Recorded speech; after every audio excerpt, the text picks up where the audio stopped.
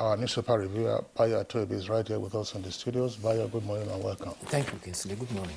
Good morning, Bayo. Good morning, Nigeria. Let's begin with the Punch newspaper this morning from top to bottom. Above the masthead, we have Nigeria's fintech revenue to hit $543 million by 2022. That's from a report. You find details on page 24. Subsidy removal advice wrong. Implementation suicidal, says Nupeng. That is on page 19. Presidency confirms attempted burglary of Gambari's villa residence. You find the details on page 18. Nigeria's economy is still fragile despite exiting recession. That's coming from Buhari Advisors. You find all the details on page 19. And the bold headlines we have here in the Punch newspaper: deadly COVID-19 variants. Experts warn as FG restricts gatherings, reviews curfew, bans nightclubs, orders. With kickers, government says worship centers shouldn't exceed 50% capacity. Reviews 12 midnight to 4 a.m. curfew. Learn from India's predicament, virologist advises Nigerians. Tomori backs federal government. And the picture story you see there, Lagos State Environmental and Special Offences Unit Task Force at the Igamu Underbridge, Apapa, to serve a 3-day removal notice of all illegal structures, trucks and vehicles from the area. Amechi inaugurates panel to probe alleged NPA unremitted cash. You find the details on page 20. 10 Katsina worshippers missing as bandits abduct 40. Details on page 29.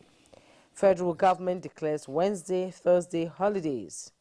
NASRDA predicts moon sighting. You find that on page 18. At the bottom plate of the Punch newspaper, mass sacking. Kaduna NLC begins 5-day strike next week. You find details on page 28. Trigger happy soldier kills fruit vendor in Zamfara over banana. Find all that on page 5. And minister leads delegation to Ghana over Nigerian traders ordeal. That is on page 19. Kinsley. Okay, we also have the Nation newspaper. From above the nameplate, 11-man panel to probe NPA activities under Bala Usman.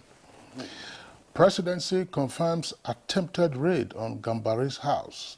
That's the chief of staff to the president. The house is in the precincts of the presidential villa. Kidnappers of varsity students raise ransom to 160 million naira. Adeboye's son didn't die, but sleeping, says widow. That's page 6. Below the nameplate, why COVID-19 restrictions are back by federal government. Now the measures are also indicated there on the front page. It says nationwide curfew from 12 midnight to 4 a.m. Restriction of mass gathering to a maximum of 50 people in an enclosed place. Restriction on resumption of workers from grade level 12 and below. Closure of event centers, bars and nightclubs. Restaurants to provide eatings at 50% capacity. People 60 years and above or with ailment advised to stay at home or avoid crowds. Shiites deny killing police ASP, that's page 4. 30 rescued from kidnappers in Katsina. A list story has a double-decker headline and 2 riders. Southern governors to take crucial decisions on insecurity. Delta to hold parley today. IG plans synergy with military. Ex-ACF secretary, that's Arewa Consultative Forum, and BMO, that's Buhari Media Organization, dismissed North Elders' call for Buhari's resignation. And you can see the photograph there on the front page. Vice President Yemi Oshibajo and his wife Dolakbo consoling Temile Oluwa, the late Pastor Dare Adeboye's widow. That was yesterday. Bayo. Thank you, Kinsley. Well, that sad event took place over the weekend, and in fact, for 2 days, they didn't announce the death because they were hoping and praising and singing, hoping that it will be a miracle. Unfortunately, every soul they say shall taste of death, and when death comes, we have to accept it. May his soul rest in peace. Presidential Steering Committee on COVID-19 has reintroduced measures to check what has been described as a deadly strain of COVID-19 virus. The worship center should now not have persons more than 50% of its capacity. Curfew is returning this time from midnight to 4 a.m. Restrictions are to include ban on nightclubs. There are fresh concerns world over about the new strains in India, South Africa, Turkey, and as well as Brazil. The chairman expert review committee of the Nigerian COVID-19, Professor Oyewale Tomori, has supported the initiatives by government, and they are warning that the India COVID-19 crisis could lead to a resurgence that could affect Nigeria. India has recorded 22,991,927 infected cases. In the past weeks, India was recording daily cases over between 3,000 to 4,000, and deaths also in thousands. Already, the World Health Organization has warned that the South African strain B1351 has spread to 23 African countries. And this is the danger for Nigeria now. Though it is not found in Nigeria, it is already in Cameroon, Togo, Ghana, Cote d'Ivoire. So we need to guard our loins to ensure that we stop it from intruding into Nigeria. The National Incident Manager, Mukhtar Mohammed, have announced several measures, which is beginning the phase 4 of restriction. It began 1 a.m. today, and there will be curfew henceforth from about midnight to 4 a.m. daily. The gathering at all worship centers and even weddings are not to have more than 50 persons. Approved gatherings are also to observe social distancing. There is 7-day mandatory quarantine for international passengers who arrive in Nigeria. Temperature checks are to be enforced, and no mask, no entry into all public places. People above the age of 60 are advised to be very careful, stay at home if go out only when necessary, and others with comorbidities are equally so advised. Hotels are to open, but they are to adhere strictly to non-pharmaceutical measures. Schools are to deploy antigen-based recommendation of the Nigerian Center for Disease Control, and indoor recreation are closed until June 12. However, non-contact sports like golf and polo are not affected. States are to institute mobile courts that will enforce on-the-spot fines and close violating premises. Yesterday, Nigeria had 49 cases in 3 states and the FCT. FCT had as many as 27, Lagos 11, Enugu 8, Oyo 8. So far, Nigeria has had 165,468 cases. 7,085 of our compatriots are now in various treatment centers for COVID-19. Total death now is 2,065. Since last week, we are lucky to have had only 3 deaths. Just before we get into another subject matter, yes. Let's have some chat around the new COVID-19 restrictions. It probably came as a surprise to many Nigerians that these new measures on restrictions were announced by the Presidential Steering Committee. There seemed to have been no advance warning or advance notice. Even the numbers that were being reported with regard to infections and fatalities indicated that there was no climb in the number of infections nor in the number of fatalities. In fact, for some days running, there were no deaths reported on account of COVID-19. Yes. So, to yesterday announced that with effect from today, you are taking up all of these measures. I don't know. I just hope that there will be proper enforcement. In the first instance, that there will be proper compliance.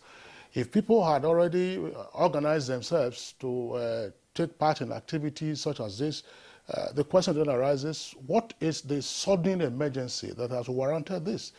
This is because we do not want a situation such as we had last year, even at the peak of the pandemic, where there were restrictions on movement and so on and so forth, you saw people still beating it, even though it was supposed to be in their own interest to comply with those restrictions. Now, okay, there's the variant that is coming from South Africa.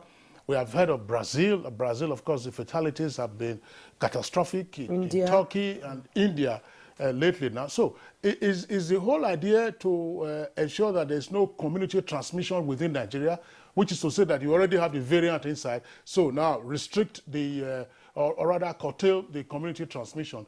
If the whole idea is to say, look, prevent these new variants from coming in, it would appear that the critical focus should be on persons, persons who are coming in from South Africa, either by land border or by air, persons who are coming in from Brazil, whether by transit or otherwise from Turkey or from India. If it means banning flights from those locations, you do that straight away. Maybe there's something we don't know. They're not. Yeah, well, we ought to know. Yeah, we ought to know. And then, just this last point, so that you can take off from there. The restrictions are there. I say, okay, bars and restaurants and nightclubs. I don't know. I don't go to nightclubs anymore. Do you have 50 people in a nightclub at any point in time? No.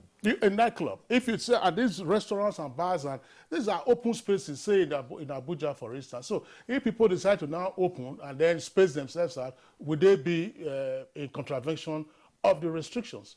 Fine. You have also not said. You have also said that domestic travel is not restricted. There are public holidays tomorrow and Thursday. From today, go to the motor parks, and then you see the crush of human beings. And so, what exactly? So that the people, if the more information people have, the better they are able to organize themselves, and more importantly, comply with the restrictions which are in the interest of public health. Yes.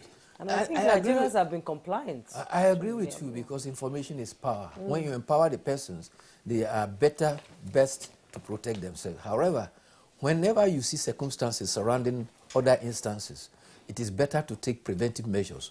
Already, South African strain has come as close as Cameroon, Ghana, Togo, and Cote d'Ivoire. So it is apparently knocking on our doors. And don't forget that even COVID-19, even go back to Ebola.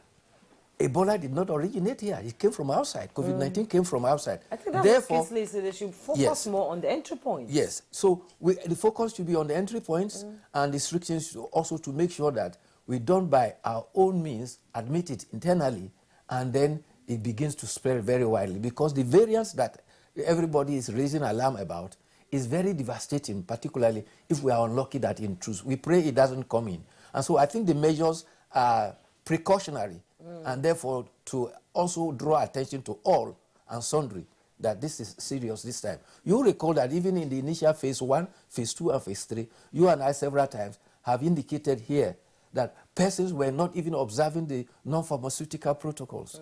But the alarm bell is now ringing that we are not out of the dangerous woods yet. And so there is need to watch out there, particularly with deadly strain there. If you notice what was happening in India, India celebrated their Hindu ceremonies in about 2 weeks ago. And the consequence of that is thousands of people who are getting infected daily.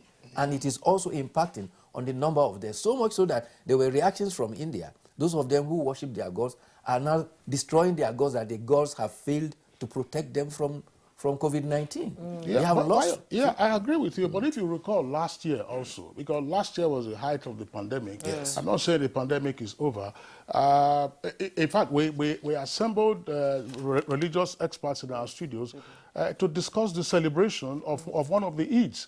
To say, look, do you have to gather in a mosque, or do you, so that the people then knew what to do, that they went to locations where there would be no mass gathering as to foster the transmission. Some state governors had said they had lifted the restrictions on mass gathering, and those state governors, of course, came under severe criticism because at that time the virus was still spreading.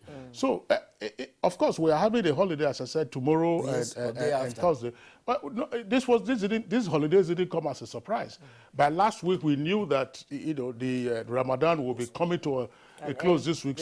Why we should have had advance notice, as it were. And again, for the purposes of science, because they keep telling you that science drives all of this. What are the infection rates and the fatality rates showing? We're also now having immunization. according to the latest accounts, at least 1,700,000 Nigerians have been vaccinated. First dose. AstraZeneca, the second dose is to resume, according to Dr. Shuaib Pfizer. In countries where they have had vaccination, what is it that those countries are doing? Are they shutting down or they are opening up? Well, they are shutting down where there has been an upsurge, but they are relaxing measures where there have not been any incidences of upsurge. But everybody is being cautious about the new variants. Talking about science now, the Nigerian Supreme Council for Islamic Affairs says that Tuesday is the 29th of Ramadan, 1442. It has implored Muslims faithfuls to look out for the Shawwal crescent. It cited that it will mark the end of Ramadan, and for which there will be the Eid al-Fitr. Some countries go by actual physical sighting of the moon. However, some also calculate when the moon is born. Astronomical calculations have indicated that by 7:59 p.m. on May 11th, that is today, the new moon of Shawwal will not be born. Therefore, no moon could be sighted this day. This means that the fast will be observed on Wednesday, 12th May, to complete 30, and Thursday, 13th May, may be the first of Shawwal, 1442. The Nigerian Space Research Development Agency has also predicted that the appearance of the first astronomical lunar crescent for the new month of May will be sighted on Wednesday, May 12th. In fact, it even gave specificity. It says that the first place that it will be sighted is Yola, Maiduguri, and Jalingo. And the last place that it will be sighted is Birnin Kebbi. They went on to give the specific time for which it will be sighted.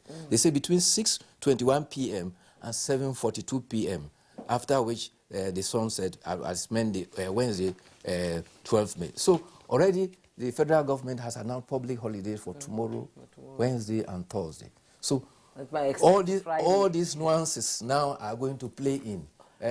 Sighting on the moon physically by the eyesight and the prediction that is supposed science now coming to the aid of society. Yeah, so, but for us in Nigeria, who is the appropriate authority to announce the formal close of the Ramadan season? The Sultan. Well, as already the Supreme Council for Islamic Affairs has given indication for a lookout for the moon. When it is sighted, the Sultan will be briefed and the formal announcement will be made by the Sultan accordingly. Meanwhile, there's been a positive development in Rivers. Governor Nyesom Wike has come to the aid of 11 policemen who were killed by gunmen recently in that state. He visited the Rivers State Police Command to commiserate with them. He has offered to pay each of the 11 soldiers who died 20 million for their families, and he said it is his own gesture to support the families of men who have to lay down their life defending society. Meanwhile, he has imposed curfew from 7 p.m. to 6 a.m. in the 23 local government area of the state. The positive thing to note here is that this is not the first time he's imposing curfew. Earlier on, there was an earlier curfew when the first instance when policemen and custom officers were killed as some specific point. So each time he reacts immediately at his day. He doesn't wait to lament and wait for the federal government or wait for the police headquarters in Abuja to come and rescue him. In situations like this, wherever there is danger, there must be immediate proactive action to stem it. One thing I don't understand, can't they just give them this money without announcing it? It causes a lot of problem for the family. At the end of the day, there's no peace. 20 million is a lot of money. I think they can be helped quietly without really announcing how much is being given to the family. Well, that's another dimension. Yes. Juma, that's a very important point. Yes. But it could also be, because it's not the first time he's announcing it, it could also very well be to say, look, we're doing this to encourage other officers.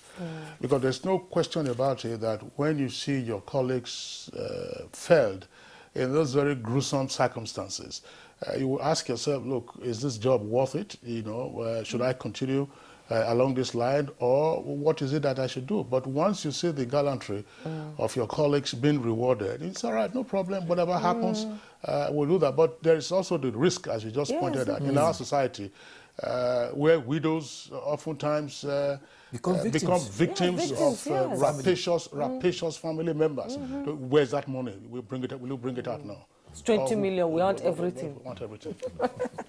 Well, let's now quickly go to the editorial. We really don't have time. We were talking about Center for Control of Arms, and they're saying it must work. Well, last week the president approved the appointed a coordinator for the National Center of Control of Light Weapons and Small Weapons. Before then, there was an office. This is to be located in the Office of the National Security Advisor.